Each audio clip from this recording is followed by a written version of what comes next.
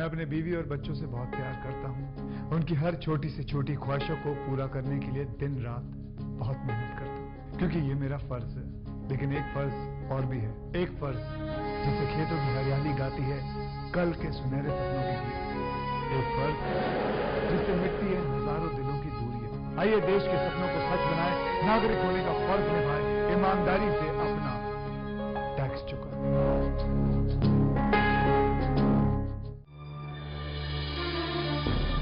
बस्तर जब बिलखता है तो हम होते हैं, और कम से कम 500 लोग थे यहाँ। गरजता है जब सरगुजा तो हम होते हैं, कसती है जब मुट्ठियां तो हम होते हैं, टूटती है जब उम्मीदें तो हम होते हैं, हुंकारते हैं जब हादसे तो हम होते हैं, क्योंकि सवाल आपका है।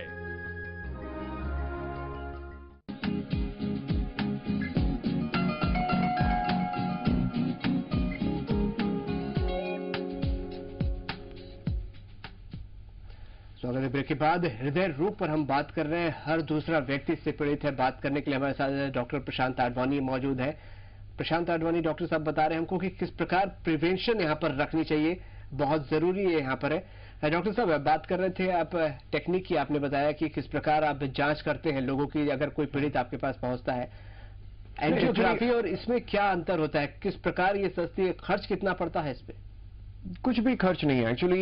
ये इसमें कोई रेडिएशन नहीं है। पहली चीज, एंजियोग्राफी और सीटी एंजियोग्राफी में रेडिएशन है। हम लोग अपने आप को विकिरणों से एक्सपोज कर रहे हैं, और अगर जरूरी है तो वो भी कराना चाहिए। पर जैसे 100 एंजियोग्राफी का स्टैटिस्टिक्स है जो हमारे आंकड़े हैं जो मध्य भारत में हो रहे हैं, उनमें से 68 से 72 अवॉइड की जा सकती है। ये एक वॉपिंग, एक स्टार्टलिंग, एक आश्चर्यजनक है ना ये फिगर है। तो उसमें खर्च 2 से 1,500 से 2,500 डिपेंड करता है कि किस लेवल के 3 इन्वेस्टिगेशन। उसमें कहीं कोई इंजेक्शन नहीं होता, डॉपलर से होता है, और इसमें एक फेलोशिप ट्रेनिंग लगती है, और उसकी हाई रिस्क फीचर्स आने के बाद ही हम उनको इन्वेजिव एंजियोग्राम, तार वाला जो कैथलैब वाला एंजियोग्राम है उसके लिए सब्जेक्ट देते हैं। डॉक्टर साहब एक कॉलर और हमारे साथ हम जगदलपुर से जुड़ गए हैं, भोलाराम जी, आप अपना सवाल कर सकते हैं। हाँ सर, नमस्ते। नमस्ते भोलाराम जी। सर मैं एक शिक्षा कर्मी हूँ। पिछले 2 माह जो गर्मी छुट्टी हुई थी तब थोड़ा मेरा लाइफ स्टाइल, थोड़ा खाने पीने का बिगड़ गया था शायद। ये पिछले 4 महीने से मुझे ब्लड प्रेशर की मतलब मेरा 180/110 ऐसा चलने लगा था ब्लड प्रेशर। मेरी उम्र अभी 36 साल है, और सर पिछले 4 महीने से मैं लगातार अंडर ट्रीटमेंट हूँ, लेकिन अभी तक मुझको मतलब अच्छा नहीं लग रहा है। और हाँ सर, पहले बता देता हूँ मैं कि थोड़ा नशा वगैरह करता था, मैं स्मोकिंग भी करता था। अभी मैं उस दुनिया से बिल्कुल पिछले 4 महीने से बाहर ही आ गया हूँ, लेकिन सर मैं ठीक नहीं हो पा रहा हूँ। मतलब मुझे नहीं, इसमें एक्चुअली भोलाराम जी आपका देखिए ब्लड प्रेशर स्टेज 3 180/110 बहुत ज्यादा होता है, और आप अभी 35-36 साल बच्चे हैं आप।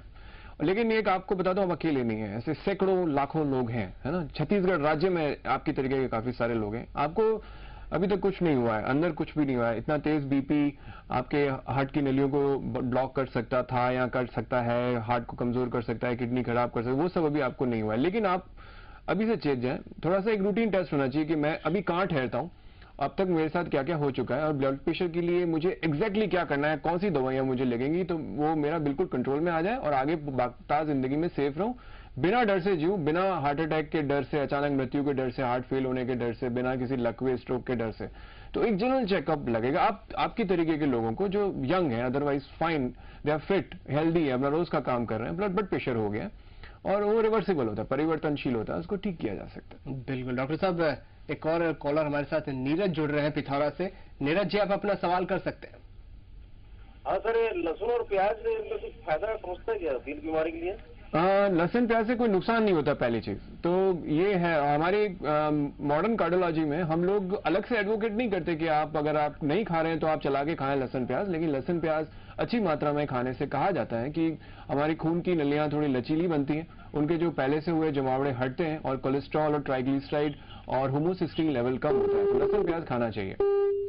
तो उम्मीद है इनको पता चल गया होगा कि लहसुन प्याज कम से कम यहाँ पर नुकसान नहीं करता है। डॉक्टर साहब, प्रिवेंशन के बारे में आप बता रहे थे, खर्च बहुत कम पड़ता है, तुरंत एंजियोग्राफी में जाने की यहाँ पर जरूरत नहीं पड़ती। उसके अलावा अगर बात की जाए और किस प्रकार कोई अगर पीड़ित आपके पास आता है, निश्चित रूप से बहुत से लोग आ रहे होंगे, किस प्रकार की बीमारियां लेकर आते हैं, किस प्रकार उनका समाधान करते हैं? बहुत अच्छा सवाल पूछा अभिषेक। जनरली लोग डरे रहते हैं। हार्ट के सिम्टम्स के लक्षण, जैसे 2 ही लक्षण मेन होते हैं, छाती में दर्द, सीने में दर्द और सांस की तकलीफ। किसी ये लक्षण डरा डालते हैं और डर कुछ भी करवा डालते हैं। सीने में दर्द लेके बच्चे आ जाते हैं, 25 साल के, 28 साल के, 32 साल के, 34 साल के, और वो दर्द एक्चुअली हमको देख के, जैसे हमारी ट्रेनिंग में लगता है कि ये हार्ट से नहीं आ रहा, लेकिन उनको समझाना बहुत मुश्किल होता है। तो इस डर के चलते उन लोगों के आगे बड़े बड़े टेस्ट हो जाते हैं, एंजियोग्राफी। और हम लोग, आपको एक बात बताना चाहूंगा अभिषेक, ब्लॉक्स के साथ रह रहे हैं। हमारी नलियों में 20 साल की उम्र से ऊपर आप और हम छोटे छोटे ब्लॉक्स बनने स्टार्ट हो जाते हैं, जो कुछ नहीं करते।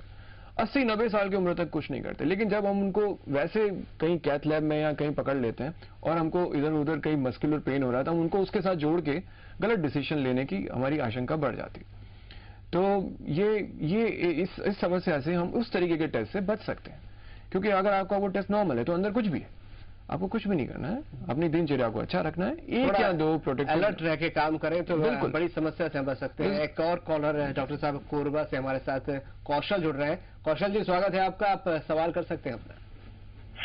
सर नमस्कार। नमस्कार कौशल जी। सर मेरा उम्र है सर 43 सर। कितना बताया? 43? जी सर। सर मेरा ये हाथ तरफ पेन हो गया था, लेकिन मैं जांच कराया चुका हूँ, बहुत बार कराया चुका हूँ, लेकिन कोई उसे प्रॉब्लम नहीं है।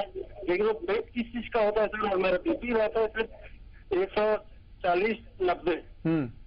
जी। आपके लेफ्ट हाथ में दर्द होता है? जी सर। कहाँ दर्द बता रहे हैं आप? ये हाथ की तरफ पेन होता है सर। आंख बोल रहे हैं, हाथ बोल रहे हैं? हाथ की तरफ। हाथ, हाँ, लेफ्ट साइड में, बाएं हाथ में। जी जी। जिस तरीके का दर्द, जिस तरीके से आप बात कर रहे हैं, जैसे हम लोग इतने लोगों से मिलते हैं प्रतिदिन, तो आपको कुछ भी नहीं है, वो हाथ का दर्द आपके बीबी से रिलेटेड नहीं है। लेकिन जैसे हम अभिषेक जी से बात कर रहे हैं कि आपकी ये 43 साल उम्र हो चुकी है, तो एक जस्ट जनरल चेक कि अभी अंदर क्या चल रहा है, सॉरी, और आगे 5 साल में क्या रिस्क है, वो एक जनरल इवेल्युएशन होता है, उसमें निकलेगा कुछ भी नहीं है आपका। और आपको इस दर्द के लिए जो आप बता रहे हैं, वो दर्द आगे भी रह सकता है, उसका कोई भी रीजन हो सकता है, लेकिन हार्ट नहीं है, ये मैं आपको पक्के तौर से फोन पे बता रहा हूँ।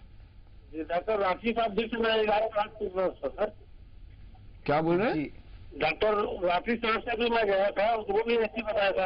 हाँ, वो वही मैंने आपको बोला ना, आप निश्चिंत रहिए इस बारे में, मैं आपको जो बता रहा हूँ वो फाइनल है। तो निश्चित रूप से समाधान हो गया होगा उनका। डॉक्टर साहब, ऐसी बहुत सी समस्याएं लेकर लोग आपके पास आते होंगे, और खासकर हार्ट या अगर शरीर में कहीं कोई दर्द होता है तो लोगों के दिमाग में एक बात बैठी भी होती है कि हार्ट से रिलेटेड समस्या ना हो, और अगर खुदा न खास्ता दिमाग में अगर ऐसी बात आ गई तो और उनकी समस्याएं बढ़ जाती हैं। किस प्रकार इनका समाधान आप करना चाहेंगे साइकोलॉजिकल तौर पर, और क्या आप सलाह देंगे? बहुत अच्छा सवाल है अभिषेक। हमको एक्चुअली साइकोलॉजिकल काउंसलिंग करनी पड़ती है, पहले उन पर्सनालिटी को जानना पड़ता है। अमुक व्यक्ति अलग अलग है, एक ही फैमिली से 2 भाई अलग अलग हैं, उनको साइकोलॉजिकली समझ के उनको समझाया जाता है, और उनको डाइट के बारे में एक ढंग से बताया जाता है, बार बार बुलाया जाता है, और उनकी थेरेपी प्लानिंग की जाती है, और रेगुलर फॉलोअप रखा जाता है। बिल्कुल डॉक्टर साहब, एक और कॉलर हमारे साथ अंबिकापुर से गुरविंदर जुड़ रहे हैं। गुरविंदर जी, स्वागत है आपका, सवाल कर सकते हैं आप अपना। जी नमस्कार डॉक्टर साहब। नमस्कार गुरविंदर जी। मेरी एज 58 है जी, and I am involve in adventurous activities. Winter activities? Adventure activities, wonderful. At 58 you are into adventure activities. I compliment you. Quite active. Yeah, very good. The thing is that I want to know how much strain I should put on my heart So when I am involved in these activities. Wonderful. So you have any medical chronic illness related issue like blood pressure, diabetes, hypercholesterol? Nothing. I do my regular workouts and exercise test after every 2 or 3 years. Wonderful. Where are you from? I am from Ambikapur. Ambika, wonderful. So you are at this place, and you are such a kind of literate person. I'm appreciating your all that thing. And the thing is that I wanted to know whether you're fit for it or not. So we also deliver. How much should I put my? That's what I'm answering. I'm answering the same question, Gurvinder ji. I undergo treadmill test every 2 or 3 years also. Of course. So on basis of which we decide and we give you exercise prescription how many kilometers or distance you can cover with what pace, with what speed. So on basis of TMT, but then there you cannot have that. We in our area, I have a bog scale by which we tell you that this much of strain you can take. You wanted to know that thing. Yeah. So otherwise you are fit. You can carry on with whatever your system is allowing you to do, and you can come over. I'll tell you the exercise prescription, that how much you can actually accomplish through physical activity. तो गुरविंदर जी की समस्या का समाधान हो गया होगा। गुड़गांव से colour और रणवीर सिंह हमारे साथ जुड़ रहे हैं। रणवीर जी, स्वागत है आपका, सवाल आप कर सकते हैं। हाँ डॉक्टर साहब नमस्कार। नमस्कार, यू आर फ्रॉम गुड़गांव? हाँ डॉक्टर साहब, मैं डेली 10 किलोमीटर चलता हूँ, थोड़ा दौड़ता भी हूँ। मेरे छाती में दर्द रहता है लेफ्ट साइड में, और हाथ में भी दर्द होता है बहुत ज्यादा। तो गुरविंदर जी, चलने दौड़ने से होता है या ऐसे बैठे बैठे कभी भी हो जाता है? दर्द हमेशा महसूस होता रहता है, चलता हूँ जब दर्द नहीं होता, ना महसूस होता। हाँ, तो ये नॉन क्लासिकल पेन है और ये हार्ट से नहीं आ रहा। देखिए, मैं अभी जैसे अभिषेक जी से बात कर रहा था कि किसी भी तरीके के दर्द जो लेफ्ट हाथ में होता है या हमारे सीने में होता है, हम डरते सिर्फ हार्ट के लिए, और वहां पे दर्द के 48 कारण है, हार्ट उनमें से सिर्फ एक है। हार्ट मैं आपके केस में हटा रहा हूँ जो आप बता रहे हैं, उसके अलावा 47 कारण अभी भी है। तो आप कुछ भी हो सकता है, उनका कोई खतरा नहीं है, उससे जान जाने का कोई रिस्क नहीं है। तो आप दर्द के साथ रहना सीख सकते हैं और दिखवा सकते हैं कि सर्वाइकल है, एंजाइटी है, मस्कुलर है, टीट्स है, एसिडिटी है, पर हार्ट नहीं है जैसा आप बता रहे हैं, नॉन क्लासिकल पेन है। आप 10 किलोमीटर कैरी ऑन कर सकते हैं अपनी वॉकिंग। All the best. मैं डॉक्टर साहब, वो जो हमारे यहाँ पे मेडिसिटी, हाँ जी, उसमें डॉक्टर त्रिहान है, उससे मैंने दिखाया था। उन्होंने त्रिहान साहब को दिखाया था इस चीज के लिए? हाँ, वो तो उन्होंने एंजियोग्राफी की थी, एंजियोग्राफी में कुछ नहीं आया। तो मैं आपको अभी से ही बोल रहा हूँ वो बात। हाँ जी, हाँ बिल्कुल, आप फिट फाट है और यहाँ पर बस अलर्ट रहे थोड़ा सा खान पान को लेकर। बिल्कुल, वो हमेशा जारी रहेगा। बिल्कुल। प्रशांत जी, अब जैसा कि कहा कि ऐसी बहुत सी समस्याएं लेकर लोगों के दिमाग में आती होंगी, फिर भी अलर्ट रहने के बावजूद, प्रिवेंशन के बावजूद, लोग अगर कहीं ना कहीं पेन होता है तो किस प्रकार आप सलाह देंगे कि क्या करें, वो पहला स्टेप क्या उठाएं? हाँ, अगर उनको लगता है कि क्लासिकल दर्द हो रहा है और ऐसा घबराहट हो रही है कि हार्ट के दर्द में क्या होता है, देखिए वो तेजी से लोग जोड़ते हैं कि बहुत तेज सिनेमैटिक फिल्मी दर्द हुआ तो हार्ट अटैक है, ऐसा नहीं है। हार्ट अटैक में दर्द ना हो, ये भी आजकल 50 से 60% केसेस में तो वैसा हो रहा है। आपको लगता है कि आपको दिल का दौरा पड़ रहा है या एंजाइना हो रहा है, तो आपको जीभ के नीचे गोली रखनी होती है, उसको सॉर्बिट्रेट आइसोडल कहते हैं, और जीभ के ऊपर एक गोली रखनी होती है, डिस्प्रिन कहते हैं, जो यहाँ प्रैक्टिस नहीं होता। डिस्प्रिन जीभ के ऊपर, सॉर्बिट्रेट जीभ के नीचे, और एक गैस की गोली पेंटोसिड, वो भी खा लेना चाहिए। इन केस की गैस के दर्द भी एकदम हार्ट के दर्द की तरह मिमिक करते हैं, वैसे ही दिखते हैं। और फिर मेडिकल प्रॉपर प्लेस पे असिस्टेंस सीख करना चाहिए कि हार्ट अटैक या कोई बड़ी बात हार्ट की नहीं हो रही हो। अगर डाउटफुल रहता है तो 24 घंटे की ऑब्जर्वेशन रहती है, सब ठीक रहता है तो वो जा सकते हैं। हार्ट अटैक रहता है तो चैनल वाइज मैनेज होता है। इस बात पे मैं आपको बताऊंगा अभिषेक जी कि हार्ट अटैक के बावजूद भी एंजियोग्राफी की हमेशा जरूरत नहीं होती।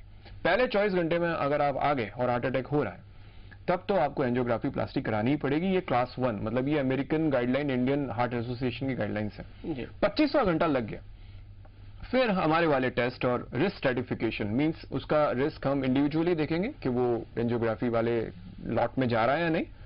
अगर वो नहीं जा रहा है तो उसको कंजर्वेटिवली, यानी डाइट, लाइफस्टाइल और प्रॉपर दवाइयों से काउंसिल करके उसको मैनेज करते हैं, रिहेबिलिटेट करते हैं। तो ज्यादातर 75% लोग हार्ट अटैक वाले बिना उसके एंजियोग्राफी इंटरवेंशन के मैनेज हो जाते हैं। 25 से 30% लोग को बाईपास या ये इंटरवेंशन लगता है। बिल्कुल प्रशांत जी, बहुत सारी आपने बहुत अहम बातें यहाँ पर बताई। खासकर किसी भी दर्द को लोग जब यहाँ पर समझ लेते हैं कि हार्ट से रिलेटेड और घबरा जाते हैं, उसके लिए आपकी गाइडलाइंस और आपने जो बातें बताई निश्चित तौर पर बहुत अहम यहाँ पर रही होंगी। प्रिवेंशन यहाँ पर बहुत जरूरी है, अलर्ट रहना बहुत जरूरी है। डॉक्टर प्रशांत आडवाणी हमारे साथ जुड़े थे, हृदय रोग विशेषज्ञ हैं। प्रिवेंशन बता रहे थे किस प्रकार प्रिवेंटिव यहाँ पर कार्डियोलॉजिस्ट काम करते हैं, किस प्रकार उनकी टेक्निक काम करती है। कोई जरूरी नहीं कि आप तुरंत एंजियोग्राफी कराइए और एंजियोप्लास्टी तक पहुंचिए, डॉक्टर साहब से यहाँ पर मिलिए और प्रिवेंशन किस प्रकार इनकी टेक्निक काम करती है, किस प्रकार ये आपको साइकोलॉजिकल यहाँ पर सलाह देते हैं, ये बहुत यहाँ पर अहम है। डॉक्टर साहब आप आए, बहुत सारी सलाह दी, इसके लिए बहुत बहुत शुक्रिया आपका। हमारे खास कार्यक्रम में आज इतना ही, दीजिए इजाजत, नमस्कार।